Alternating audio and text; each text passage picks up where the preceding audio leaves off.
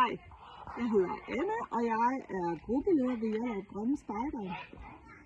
Vi vil rigtig gerne have vores mødested til Hjallerup, fordi vi er ude hele året.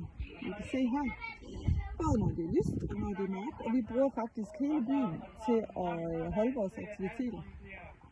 Og det gælder faktisk også Ekoparken, hvor det er planlagt, at vores mødested skal ligge, hvis det er sådan, at vi er så heldige at få det til det. Vi får det til Hjallerup.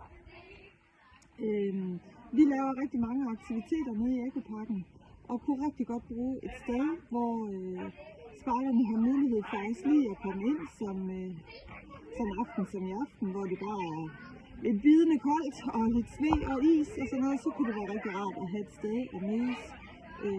Det samme gør sig faktisk gældende om sommeren, når vi er nede og fange haletusser og lege nede i Ekoparken.